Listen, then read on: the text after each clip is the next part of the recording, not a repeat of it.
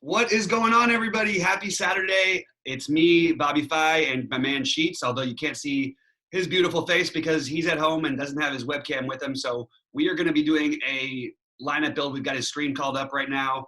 We're going to talk about some plays through this interesting little two-game championship slate because it's really hard on these slates to try and find differentiation. And we were able to do it last week on the four-game slate with a guy like Tevin Coleman. Let's see if we can find ourselves another one today. Sheets, what are your initial thoughts looking at this slate? It's funny. I mean, when you have two game slates with like $1 million on, well, supposedly for first, if you could become the only person to have the lineup, you watch a lot of content and you hear like a lot of different takes about like how you became different, and some of them start to get like so incredibly off the wall that that you're like, well, I had one take about how you know how the game script that Green Bay might have good field position, so they want to play everything they want to stack middle of the field guys like just Graham and Lazard or something like that. You know what I mean? Like so, that actually not the worst idea in the world either. No. So that's what you kind of have to do, but you also want to make sure that you don't do that. Do I don't know really crazy stuff like play the backup quarterback or something like that. So you got to have a mix between being different and having like a remote chance to win. Let's put it that way. Yeah, I mean, that was what was so interesting last week about the Tevin Coleman situation was that there was absolutely about as good of a chance for him as there was for Mostert. I mean, almost as good. I would have given going into the game a slight edge that Mostert would have been the more used back based on what had been happening. But given that it was the playoffs and, this is a guy who obviously Shanahan has trust in, and we've to get him at like 4%, that just felt like looking back at it, not really making more of a commitment there really probably hurt me a little bit last week. I still made money, but it's hard to find guys like that on this particular slate. So we're going to have to try and dig a little bit. And just starting off with that, I know that I guess we're not going to go game by game. I guess we'll just go position by position. But Whatever. if we're going to talk about running backs, because we'll skip past quarterback for a second and we can revisit that one at the end because I think that's the way you should be building for the most part in NFL. But also, you're going to have a hard time not playing Pat Mahomes this week. But it's interesting to me that Tevin Coleman now is projected to be owned through the roof at a higher price than the cheap Mostert. It's such a weird thing. Like we can't live in this overreactive society. Now, I don't want to just do what everyone else is doing and changing it. So that's one place I'm going to plant my flag a little bit is just I'm going to prefer Mostert over Coleman. Now, you're not going to get incredible low ownership on Mostert, but I do think that's the guy who I'm probably going to have in almost all of my lineups just because the price combined with people being a little bit nervous that maybe Coleman does have the job back. I don't think it's like that. I think it's the ride the hot hand. That's the way Shanahan is. And it's just as likely to be Mostert as Coleman, in my opinion, this week. Maybe you could argue that Coleman has a little bit of an edge because, again, the playoffs and familiarity. But that's sort of what I'm doing is I'm just going to play Mostert most of the way. Look, you're not saving a ton, but I think he's a really interesting, like a really easy spend down on this slate. All right. So this is my thought on it. Like when I first saw the salaries come out, I said, all right, well, DraftKings, messed up, whatever it is. Mostert will literally be 90% owned. Because everybody, I mean, look, you made a good case for why Coleman was a good pivot last week. That if worse came to worse, Shanahan could rely on the guy that he's relied on before, or whatever it is. But the fact of the matter is that I mean that Mostert either was hurt or a calf or something like that, and him at 4,300 for me, it just seemed like a colossal joke. I don't And think he was hurt, by the way. That's my uh, personal view. well, okay, so what I'm going to say is my initial take is I love some of these providers and stuff, but I think this ownership thing is a disaster. I think there's just no shot in the universe that Tevin Coleman is owned more than Rishi Mostert. I can't even imagine it being close. But what do I know? Maybe there's enough casual players that'll make it happen. But I completely agree with you. I think that Mostert at 4,300 is just I'm exactly with you that I want to put him in all my lineups, and that's literally the first decision that I made. And we haven't even spoken about this slate literally at all. Mhm. So we and I'm complete agreement with you. I think the game script is fine. I think I don't even have to justify why. I mean, the fact of the matter is that he's underpriced, he's cheap, he is going to be, the first guy in I think all my lineups. Yeah, and there's an interesting pivot in this game, and I really think that it's like a mistake if we don't at least consider Breda. Okay. Breda's going to be unowned. He's 3.4, and he had 8 carries last week. Like, it's not like he didn't have any work at all in that game. Now, you could argue that they were up by a bunch, but I don't even think that has anything to do with it. I think that's just the way that this team rolls. Like, they use all their running backs. They're all going to get, Mostert only had 12 carries. You get 8 and then Coleman. What did Coleman end up with? I think he ended up with 16 or so? 22. Yeah, 22 carries. So, and by the way, no catches from the backfield for any of these guys, which they're all capable of doing. And this might be a more competitive game. So, you might see Breda break one play, and that might be enough for you at 3.4. Now, it's kind of tricky. Can you play him in a lineup with Mostert? I think you can, and just hope the Green Bay running game goes crazy. Mostly, I would use him as a guy he's a guy who, if I'm mass multi-entering, I want 15 or 20% of, who's probably going to be 2 or 3% owned. I don't think that's another take that I had heard this week is if you wanted to try to be different, try to play both of them together, play Mostert and Coleman together, with the idea being that the one guy would get the passing and one guy would get the running. They would just split up the 40 whatever touches between the two of them, and that you'll just get there enough. I don't think it'll be split between the two of them. That's my fear. Right. I think you're going to get Breda. Right. Positive edge. I think you could get Breda at no ownership. What if the 2 touchdown runs they have go his way? You know what I mean? You're literally just that's a place where you can take a shot. I don't want to say plant your flag because I feel like it's too strong. Well, how about that? Well, how about this? Let me put it to you another way. Since there are only 2 games, we could have some fun with this. Who is the better? If you had to rank the no shot running backs, not the no shot running backs, the guys that can maybe get a little work and maybe get lucky or whatever it is, how would you rank them between? And you can make the case for all these guys: Jamal Williams as the Aaron Jones pivot, not pivot, you know what I'm saying?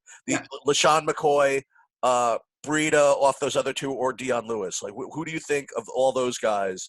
Because they're all going to be pretty low owned, I presume. Yeah, it's definitely Jamal Williams is my favorite. I was going to get to him in a minute, but I actually think that you can you can make a little bit of a stand with him here. I love Aaron Jones in general. I think he's terrific. I wouldn't touch Dion Lewis. I understand the thinking of them getting behind and using him in the passing game. It just doesn't feel right to me, that Henry won't be on the field as much as possible. So I think I'm skipping him. But I do think that you can make a really good case for Jamal Williams. We know how big of a part the Packers love him. He's been a part of their offense for a long time. He didn't obviously have much work last week against Seattle. He did end up with I think he had 1 reception and 1 carry or something coming off the injury. I think there's a chance that he ends up actually getting more involved in this game, especially if they're down and they don't stick to the run. I think he'll get some work in the passing game. He's had some really nice games this season where he's had 6, 7, 8 catches. So I think that he's worth speculating on, probably a little bit higher than. Well, I'd say him and Mostert are close, but I do prefer Jamal Williams. And I think you can, if you play those 2 guys in a lineup together, you don't really have to worry about differentiating elsewhere, because that's not going to be a route that anyone's going. All right. So what do you think of the higher tier running backs between, you mentioned Aaron Jones, but what about Derrick Henry and Damian Williams? So I'm on the board. I really like this Tennessee team, and I like the story. It's just so hard for me to bet on a team that I know if they get down 2 scores, I really think that they're in trouble against what I consider to be the best player in the NFL and the best offense in the NFL in KC. So I'm going to play the angle that everybody's going to play Henry. And if I play Breda and Mostert it together, I can certainly use Henry in my flex or something like that.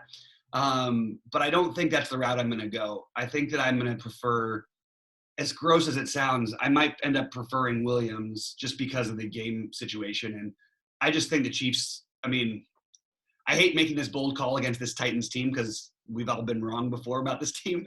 But I think the Chiefs are going to just beat the hell out of them. I really do. I think this is the time where they just beat the hell out of them. And this is the best chance the Chiefs are ever going to have to win a Super Bowl over the next bunch of years, in my opinion, because they won't have to deal with that guy named Lamar. So I think they go out there and they get it going early. They're not going to have that slow start they had after that Houston game. And I think that they're going to beat the hell out of them. So it's going to phase a little bit of Derrick Henry somewhat out of the game. And then my plan is to play more Williams and play, the Tennessee passing game, assuming they're going to play from behind. Yeah, I mean, I thought about this quite a bit, actually. I mean, because the first thing that I naturally wanted to do on the slate is figure out some way to fade Mahomes, right? Because look, if you can't, you can't. But that's the first thing I would want to do if I could, because he's going to have such high ownership at that position. So I was trying to create in my head kind of ways that would fail, and there is, you know what I mean? Like, on the one hand, you could make the case that Kansas City's either not going to have to put up like a whole bunch of points for openers, and the other part of it is if in fact it is a close game, it's going to be because I would think that Tennessee just eats up a lot of clock, kind of grinding out Henry along the way. Mm-hmm. So again, I'm just kind of looking at, again, this is just a build I just kind of put together. There are ways, I think, that not that Mahomes fails per se, but that he doesn't put up like a performance that you have to have, because there is that the Green Bay San Francisco game, which could, I mean, very well could shoot out. I mean, it's very possible. I mean, I see many routes for Aaron Rodgers to get 4 touchdowns. I can see many routes for Garoppolo to get 4 touchdowns. I mean, it just completely can happen. So that's why we were talking about Derrick Henry, but I was just trying to, again, and this is like kind of a Big T thing, which is why he's just the best, just kind of visualize like how a game is going, and just kind of like try to see if you could make lineups that fit that. And if you're going to play Derrick Henry, I do think that you're going to want to play him in a game that stays close. You know what I mean? I don't think that you can count on him getting that many touches if they go far behind. So I guess that's something to think about. I don't even know how it corresponds to anything we were talking about specifically, but I just figured I would just go on that little. No, that's fine. I mean, look, that's part of what this is with these 2-game slates. We have a weird situation because it's not like we to go through a structured, hey, who do we like? It's we don't need to do that. We're talking it through because that's the way that we're going to find it. So I'm going to tell you my take. So this is a take that I have, and I'm kind of reiterating, and I'm bringing up like other people's names or whatever, which is fine. But I was watching. Who's the guy? Now I even forget his screen name. The Brett Hartfield, whatever. What's his name again? We talked about him once before. Oh, Killer B? Yeah. So he was talking about last week's game, and I was thinking about this into last week's game too, and he brought up a take which was completely slammed all over the industry. And he's like, I really think Tennessee's just going to come out throwing the ball. And everyone's like, were you kidding me? They're going to just run with Derrick Henry. I just think that's the only way they have a chance, is just to kind of jump on these guys and just try to get something going early. And that's exactly what they did. I mean, like, Tennessee, they didn't start really like pounding Henry until they had a lead. No, they had to open it up. Yeah. And so I think that in a similar way, I don't know if they don't just do the same thing.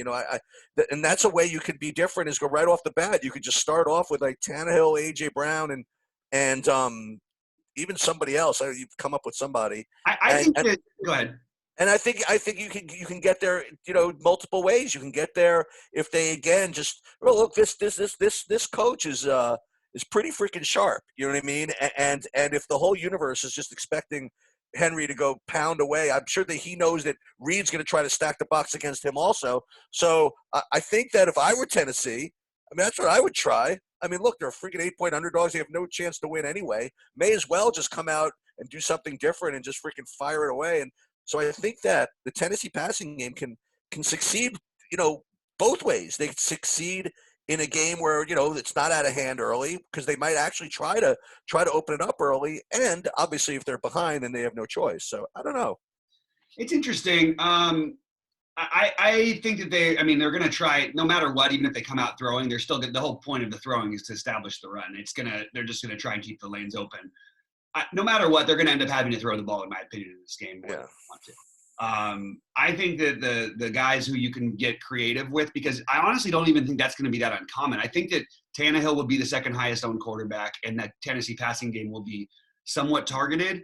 Where you can differentiate is playing a guy like Jonnu Smith.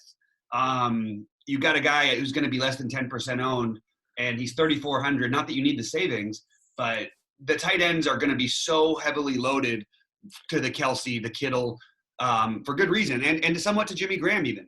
But Jonnu Smith is going to be the lowest owned of the bunch, and honestly has the ability to, I don't want to say break us. He's a very talented guy. He had a nice touchdown catch last week. If they're going to have to throw the ball, you could see a lot more attempts than just, I think he had 2 targets last week and one of them was a touchdown. I think you're going to see a lot more, and I think he's a way you could get different as well. So I sort of like that as a possibility. You could even play double tight end if you want to play him with Kelsey or him with Kittle. No So, let me suggest something different. So this is what I was thinking about. So again, I again, just looking at the math and looking at, just the way results distribute and all that kind of good stuff, is the first type of guy that I would like to toss, okay, is the expensive wide receiver that's going to be high owned. So the 2 top wide receivers are going to be high owned. They're going to be A.J. Brown and Tyreek Hill, right? So at 50% ownership each, if I could find a way to fade them, I, in a way, wouldn't mind eating the chalk with the tight ends, right? So if I went and did the Kittle, Kelsey, and they are direct pivots off of the high-owned wide receivers, right? And then with the rest of it, then you could go with kind of like the lower-owned wide receivers, like maybe McCole Hardman, and he was in my original thing, right, at 3,800. And then you could go to, who's the other guy from Tennessee, Sharp, right? So maybe that could be something that you could do to differentiate yourself. Is look, you can't have everything, but one way to go, like you said, is to kind of fade the chalky tight ends and go with Jonnu Smith. Another way I think you could do this is to eat the chalk with the tight ends and then differentiate yourself with the wide receivers. Because remember, the wide receivers, I mean, they could get, Tyreek Hill, he could get 40, but he could get 10. I mean, he really can. I mean, especially if yeah. So I might do something like this, where I eat the chalk here with a double tight end, but then really just kind of go, I don't want to say cuckoo, you know what I mean, in the wrong way. Yeah. But then you just use different guys at the wide receiver position, maybe. Yeah, I think there's something. I think the Hardman thing is interesting. If it was me, like if I'm playing Hardman, I'm definitely playing the Chiefs defense just in case you get that run back. That's the sort of, when you get on these small slates, that's the way that I've won some showdown slates in the past with doing that with guys like Darren Sproles is one guy who stood out to me. I used to play him with the Eagles defense. I used to play him on full slates actually, but I won a showdown slate. When you pair those guys with the defense that are doing the punt returns, you get one run back and all of a sudden you just explode through everyone. So I love that idea for Hardman. The problem is that, Casey is just loaded in weapons, which is also a good argument for why you'd want to fade a high-owned Tyreek Hill. I think that in general, you do want to treat the wide receiver position obviously as the highest variance. Running backs are going to get more consistent work in general, yada, yada, yada. But in this particular slate, I feel like there's one receiver I'm going to have a hard time not playing in every single lineup, and that's Davante Adams. I just don't see how or why I would try and get away from a guy who Rodgers is going to have to be completely locked into. I cannot, for the life of me, understand why he's not projected to be the highest owned receiver. I really can't figure it out. He's by far the best receiver play on the board, in my opinion, followed by Deebo Samuel. Those are my 2 favorite receivers on the entire slate. I just think that I don't know how you don't play him. I really don't. I just don't know how he doesn't get it, just all the work in the world. And I don't care what you think of how the San Francisco defense, Aaron Rodgers is still Aaron Rodgers, and Davante Adams is one of the best receivers in football. And Aaron Rodgers, and he, on top of it, he's the one guy who Aaron Rodgers seems to actually trust other than maybe Jimmy Graham. And no quarterback, by the way, has made me more money this year than Aaron Rodgers, which I know everybody's talked about. He's had a down year.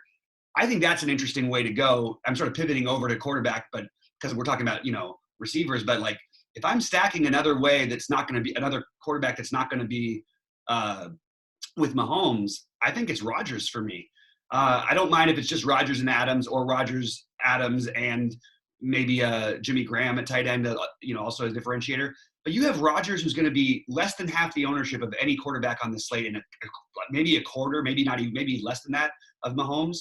And this guy is still can put up those monster games when he needs to. If you look at it, a lot of the reasons why his numbers were down this year is they were winning games handily by pounding the ball with Aaron Jones. When they needed him to throw the ball, he certainly did that. Like, you know what I mean? It's not like he didn't have some monster games this year. I mean, take that game against Oakland where he threw for 430 yards and 5 touchdowns, ran for 1. Like, he put up 46 fantasy points. I mean, this guy can win you a slate. And while the San Francisco team is all great and all that, and if I look at the skill players and everything, I say this San Francisco team should beat the hell out of this Green Bay team.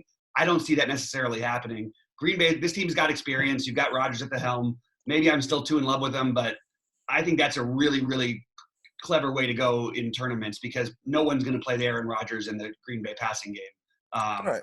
So my thought on that again is similar to my view on Mostert. Maybe just because I just whatever, but I feel as though that the good players or whatever you talk about the higher buy-in stuff. Also, I think there's going to be a lot more people. I think with the Mostert Adams thing, as opposed to the Coleman, for example, Coleman AJ Brown.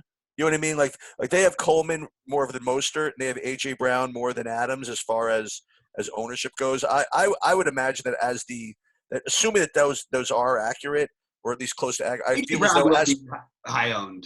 You think so? He has to be. He's 5.2. Yeah, I guess so. But maybe even more than Tyree. I just feel as though that I think that I agree with you. I think that that Adams has far fewer routes to failure, let's put it that way, than say, and it's kind of hard to say this, but then Tyreek Hill. You know what I mean? I think that that Rodgers, when they're ahead, he gets locked in on Adams. When they're behind, they get locked in on Adams. He's just, you know what I mean? He's just the dude. You know what Mahomes is basically does is says, okay, everybody go out. I'll find you if you're open. You know what I mean? Like so he and so I think that Adams certainly is the more predictable. You know, I don't want to say this wrong, but like the best play. You know what I mean? And I completely agree with what you said. Before we forget, the two guys you mentioned, Deebo Samuel. You can't, again, there are only 8 wide receivers on the whole slate, right? So you can't avoid talking about Emmanuel Sanders. And the guy that we didn't talk about on the Kansas City side, who's going to be the high owned cheap guy, is Sammy Watkins. You think he's going to be that high owned? No, I still have ownership. Yeah, makes sense. No, I mean he'll be fine. I do think he'll be higher owned than Corey Davis. If that makes sense. If that makes any sense. Yeah, that's probably a good call. I think they're probably going to be pretty similar. Yeah. Yeah, I think that also that so if this is all accurate, that let's say Watkins and Corey Davis will be the highest or whatever, I would prefer probably Lazard. I think that he's established himself. I think as the second guy at least for Rodgers. But again, like I said, these are very thin distinctions to be made. You know what I mean? Like to say that Lazard is that much better than Watkins or Davis, and this is all very thin. I think that that you have to make sure that your lineups are constructed as such that they tell that story, right? Just to say that, boy, I like Lazard better than Watkins doesn't mean that I'm going to put Lazard in the lineup with Mahomes necessarily. You know what I mean? It just feels weird to pay down for those receivers when we've got, like you mentioned Emmanuel Sanders, he's not that far down. But the A.J. Brown and Emmanuel Sanders are 4.9 and 5.2.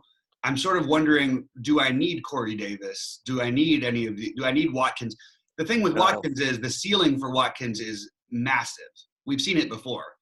So that's sort of the one that you sort of like want to go to. But Corey Davis, I like the game flow situation the best.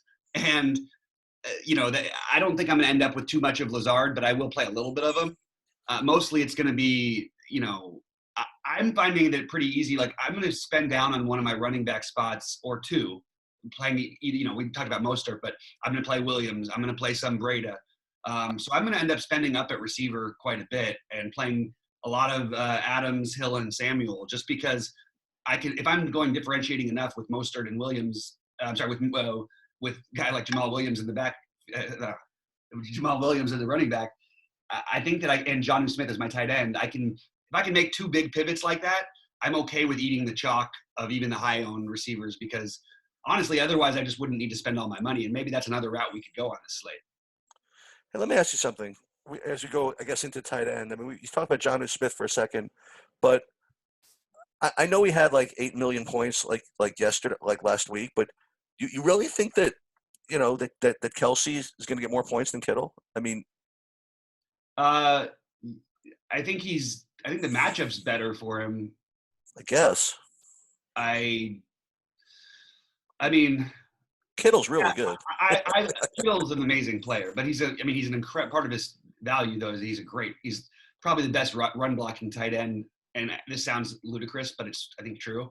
He might be the best run blocking tight end in history, and him and Gronk are right there. No, I'm serious. He's a terrific run blocker. Like he can.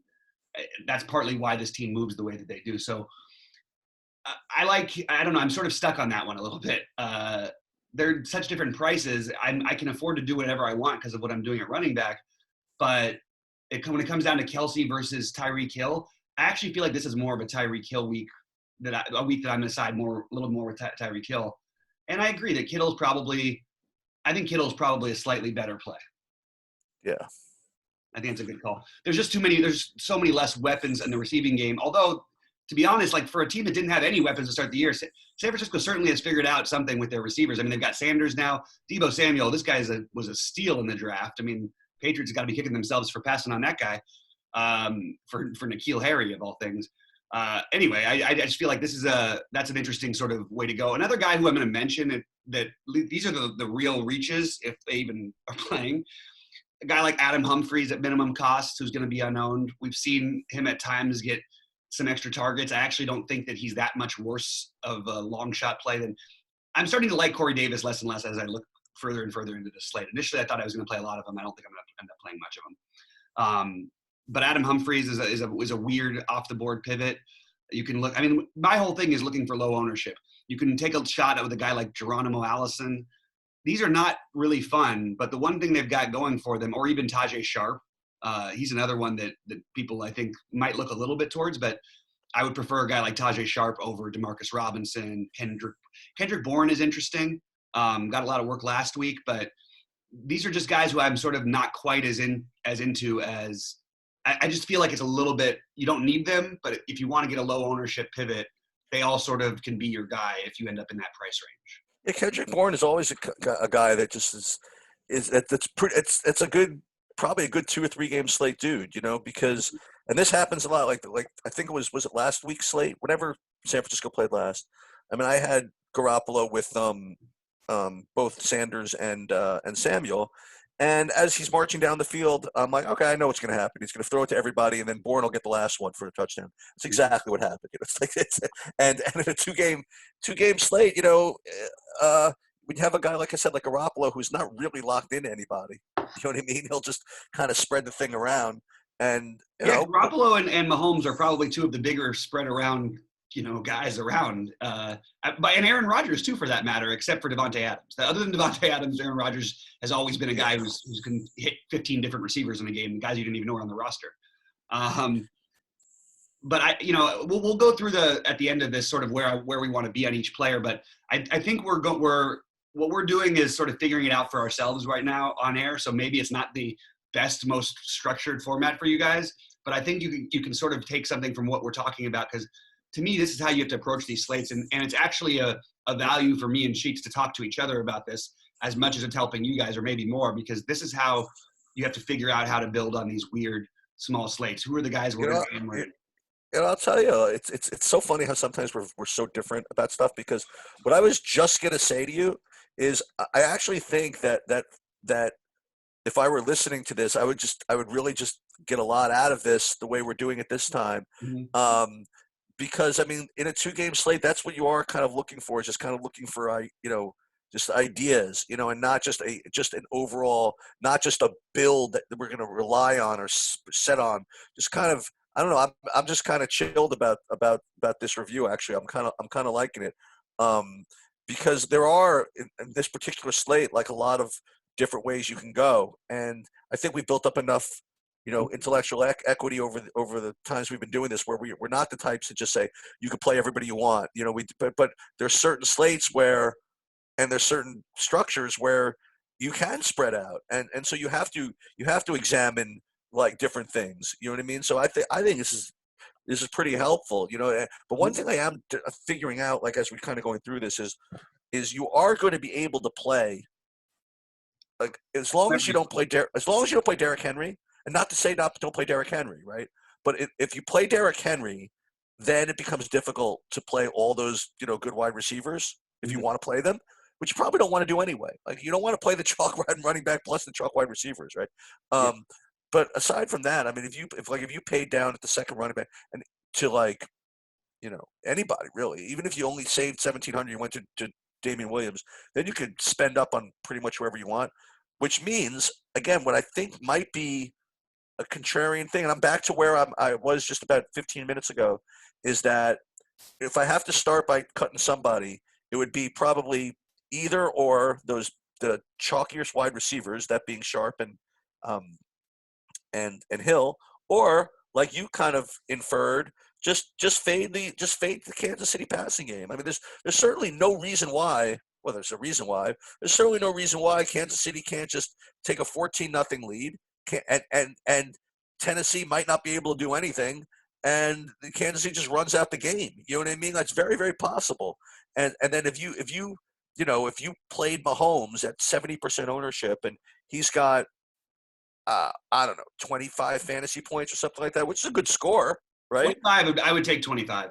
Right, but if you did, right, and you have to beat 800, 100,000 people, whatever, and you didn't get the perfect correlation with your wide receiver, like if you had Mahomes with Hill who didn't do anything, right, but you happen to have Kelsey at chalk who maybe got one touchdown, and then you see it's 24-21 San Francisco, Green Bay at the half, you're dead. You know what I mean? Like, so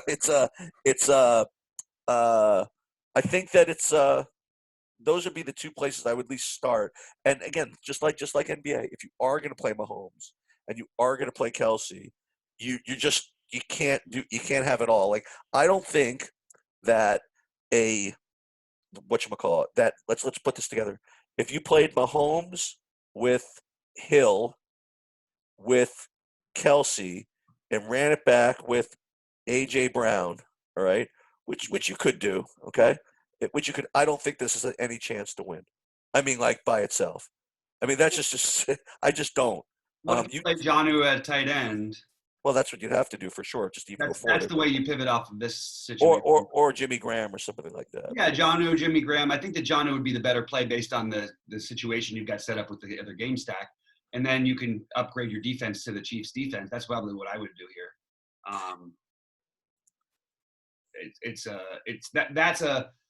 It's a lineup I can definitely get behind. I think that you would play Jonnu instead of Jimmy Graham because you have too much Green Bay exposure, in my opinion. Right. For the type of stack, but I really like this. Like that's actually. Oh no, that's really similar to what I've got. I've got one thing different than that in my lineup, but this is a lineup, or two things actually different. I'm not playing Kelsey, but I mean, I have a lineup that I love right now with two guys that are going to be less than 10% owned, probably maybe even less than 5%. And I think it works out perfectly. And this is a good example. Jamal Williams and Jonnu Smith, that's your differentiator right there. You can play the rest of that chalk, or you could switch from A.J. Brown to Deebo Samuel, who's going to be much lower owned than A.J. Brown. I mean, they're both going to be high owned. Deebo Samuel probably be 35%, but A.J. Brown is probably going to be 60%, or somewhere in that range. So I sort of like that as well. I guess just like NBA. I mean, you could be chalky in some of it. Yeah. And just a couple, maybe I wouldn't say just a couple of pivots because look, on a 2-game NFL slate, you probably need more than 2 pivots. But if you get like, I don't know, it depends what kind of pivot. Like if you get a Kelsey injury and you get Blake Bell or somebody like that, then you're in business. Didn't Blake Bell won somebody the showdown last week or something like that? I don't know. Really? What did he do? So. I don't know. He had this. Touchdown. That was enough. Yeah, that's it. He had that. That's good enough. Yeah. Well, I mean, that's definitely. I mean, that's kind of an interesting thing to do. I don't really see a lot of reason to do it. No one reception, dude. He's got 2 receptions a week. You know He's what a I mean? Like, quarterback too. They can use him for a trick play if they need to. could you imagine that? He was a quarterback. He was a quarterback and he was like a running back too. Like he just like the guy Could plays could everything. you could you imagine if you get like you get a flea flicker where you get a Blake Bell to McCole Hardman touchdown or something? I I mean, mean, like, that's the dream. I have to say though, the biggest. I had this great week where I won six figures on one lineup each site. But I played them in a couple different tournaments, and I did it in this exact situation some years back. It was Denver and Denver playing uh, Denver playing uh, help me, New England, and then in the other game it was Seattle, and I can't even remember who it was off the top of my head. But what I did was I played the double cheap tight ends and then went chalky pretty much everywhere else, and it worked out amazingly because I played Owen Daniels, who was less than 1% owned on a two game slate, and literally by the 3 minutes into the game had two touchdown receptions. And at that point, you got it made in the shade. So if you can find that one off the board guy who somehow gets us in the end zone twice, that's how you're going to win these slates. And this is the guy. Kyle Juszczyk, there you go. That's probably a little too thin just because of the price of Williams and the price of Breda, who obviously have a little more upside than Kyle Juszczyk. And they're going to be low enough owned where I don't think you need to go to that guy. But certainly, like, it wouldn't Just shock remember, me if Kyle Juszczyk listen. Just remember the way NFL scoring is and the way those results distribute among the whatever. This is not like NBA where you get a 3K guy that you're hoping to get somewhere between 10 and 20 points or something like that. If you take like a 3K use check, you're presenting that he either gets like zero or he like gets a touchdown, which is worth like 11 or something like that. Well, yeah, And it'd be hard.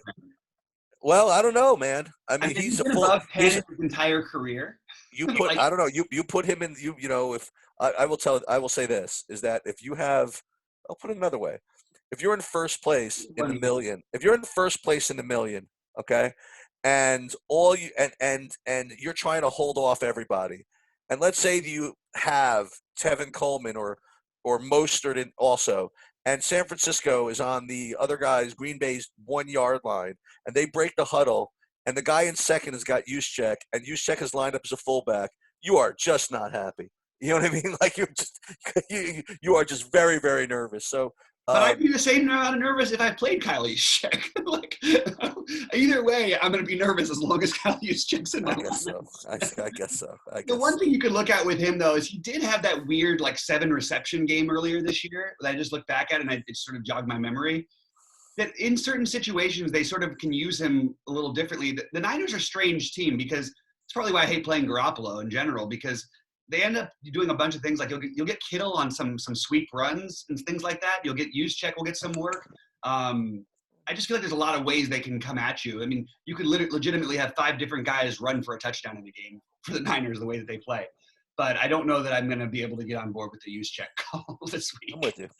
I just think there's too much, to me, it's just why not play Jamal Williams at also zero ownership with some real upside. I mean, talk about if a guy gets banged up. I mean, if Aaron Jones gets banged up for any reason, Jamal Williams, that becomes the play of the day. And even if he's not banged up, I think there's an outside chance for Jamal Williams to get there. I really do. So I think that's the route you take. You play one or two of, maybe even 3 guys like Jamal Williams, Jonnu Smith, Matt Breda. Those are the guys with some upside that are going to be unowned, cheap price tags, and a way you can certainly differentiate. There's not really anybody expensive that you want to that is going to be low owned. Like there's not a player who's high priced that's going to be low owned, right? Like I can't find anybody. No. So, and by the way, Tajay Sharp is another. I know I only mentioned him briefly. I think that he might be a little bit like might be the better play on this 2-game slate than Corey Davis. If you're going to pick a secondary receiver, and obviously Corey Davis is the more legitimate receiver there, but they do look Tajay Sharp's direction, and he's had some explosive games in spots that actually kind of mattered. Or he had one explosive game. But he's had, they'll target him. I mean, he's not going to be uninvolved, and especially if they're down, he's the guy who, I wouldn't play him in a lineup with Derrick Henry. I would play him in a lineup without, because they're coming from behind passing game, lining up with 3 wide receiver sets, things like that. So I would lean that route myself personally. Ahead of Demarcus Robinson. Yeah, I just figured I'd throw him up No, there no, also. no. Totally worth thinking about him. I just personally not as interested in him. So again, the reason why I bring this up again is that there's a lot of slates that I've kind of I refer to that people try to press and play off the board guys that have like no chance to do anything. And I think that is the kind of the source of a lot of EV is taking money from those people that just for the sake of being different, play guys that are going to play like 0 snaps, Mhm. or 2 snaps. But I honestly and truly believe that tomorrow, I think that all these guys do have a shot. I mean, I really do. I feel that all the guys that we mentioned, we're not mentioning just for the No, for sake of sure. being pains in the ass. You know what I mean? I really do think that, and not to say it this way, but I think that a slate like this is the slate where the 150 lineup guys are going to kind of have an edge. You know what I mean?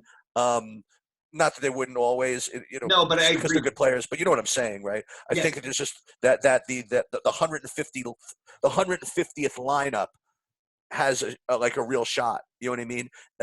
Where sometimes I really do feel as though those bottom lineups just don't have any chance at all. But I think that there's enough, maybe because of the nature of the quarterbacks that are playing, right? That, Right. like we talked about, that they do like to spread it around for the most part. That I think that all these guys are going to be are they really are all in play, and I hope that the fact that we haven't really ever said that, I've never really said that before, gives me a little credibility when it comes to believing what I'm saying at this time. Yeah, and it's. I think that there is. I actually agree that this is a good way of going through these things. I just wanted to. I want to do my ownership Go where I for it. plan to have an owner. One guy I think that I'm just gonna make a stand and maybe like maybe only one guy I'm not playing at all is Jimmy Garoppolo.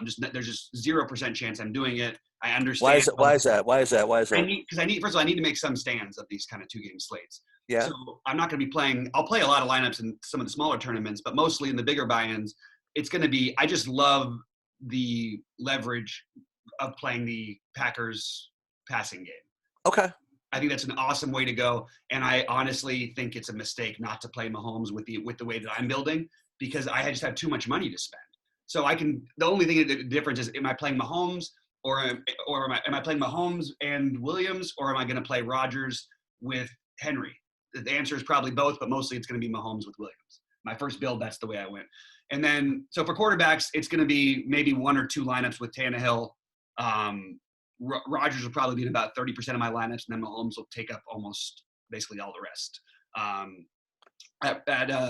from the flex positions, I'll just go down the line. Devontae Adams will be by far and away my highest owned player, probably in the 80 to 90% range. I don't think that there's any reason for me not to believe that he has a look. Even if he only has like 15 points, there's not like a guarantee receiver that's gonna that's like the downside for him, and he's gonna have just so many targets. I just don't see it. I mean, it's hilarious to me that just because the Niners defense, we've got his ceiling projected at 25 fantasy points. His ceiling is like 50. Like it's not going to get there, but he's got a monster ceiling. So he's my number 1 guy, followed by Damian Williams, significantly less, probably in the 60% range. I'll have him probably be about with the field. And then all the guys these are not really unique plays, but the guys I'm going to eat a little bit of the chalk on. I will have 55 to 60% Mostert, Kittle, Debo Samuel, Derrick Henry will be a little bit lower for me, probably around the 45% range. I want to be less than the field, maybe even less than that, actually, to be honest with you. AJ Brown is a guy who I'll have a lot of exposure to, but I don't love that I do. And then you get AJ Brown is in the same tier as Tyreek Hill, Travis Kelce, and then Emmanuel Sanders and Debo Samuel are the other 2. I already mentioned Debo, but I want to target like the slightly. I want to make my two solid, under 10% guys in each lineup, and I want to play most of what the chalk is, except for Derrick Henry, and except for help me out. I want to try and find a way to get a little bit less AJ Brown, so I'll probably do that. But Okay, so here's what I'm doing. So keep in mind that I don't play that many lineups in general, and especially and the NFL probably less than most people. I mean, so I'm going to only be playing 10 lineups. So when I say that I'm going 100%, it's not as though I'm going 100% on 150 lineups or whatever it is. But I guess the two stands that I'm going to make, and I'm going to say one thing that's different than yours. This is not a stand I'm making. I am not going to be, and just my opinion, I'm not going to be fading the Garoppolo. I am going to run probably a couple of lineups with him with Sanders and Kittle, him with Sanders and whatever, him with him Bourne, whatever I decided. That's one thing. The other thing I'm going to do, and probably not in the lineup, but maybe I am probably going to go all 10 of my lineups will have Mostert. That's just going to be the way I go. The other thing I'm going to do is I am going to, and this is going to be really, really chalky, but I think I am going to go either the Kansas City defense or the San Francisco defense. Mhm. If I were playing a lot of lineups, honestly, and I wanted to speculate, I could really make a nice case to get some exposure for Tennessee. Oh yeah.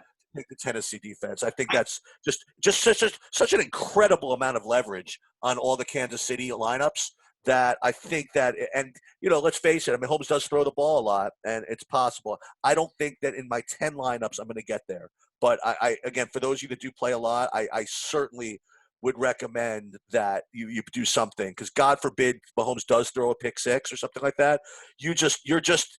I mean, remember how many points a defense can generate just on a pick six like that. So, so I guess those are my two things. I'm gonna probably lock in Mostert. I'm probably going to lock in either of those two defenses, and I'm going to get a little more of the San Francisco. I'm probably going to go, just so you know, probably a third of, like, maybe 3 of the lineups will involve the Kansas City passing game, 3 of them will involve the Green Bay, and 3 will be the San Francisco. I don't have it in me to go for to play the Tannehill passing game with any great degree. I mean, he's only put up 100 yards like every game for the last 4 games. I just don't think I can do it. But that's just me. Yeah, I mean, I'm not again, I'm mostly going to be on 2 quarterbacks, so I get it. On defense, I would just say that I much prefer Green Bay's defense to Tennessee's, and I really like their defense actually as another interesting leverage. Not exactly It's so leverage. funny. It's so funny. We talked about this exact same situation last week. We came up with the same things. Remember, they were playing different guys, but first thing I said was, you could probably play Houston's defense against Kansas City. I gave the exact same reason. And you said, I actually prefer to take Minnesota's defense to San Francisco because Garoppolo throwing it off his back foot. And I think That's what I was. interceptions. Yeah. Yeah. So it's we are both on brand as far as that goes. That's for sure. Yeah. You know me well. All right. Well, I'm excited about this little 2-gamer. We're going to come back to you guys in a minute, in a little bit, with NBA slate. And Sheets, any other thoughts before we get out of here? No, sounds good. I'm just going to leave you with, make sure to be different. Don't play a bunch of guys who are 50% owned and nobody under 20%. You're never going to win that way. Anyway, good luck to everybody this weekend, and we'll see you at the top of the leaderboards. Great.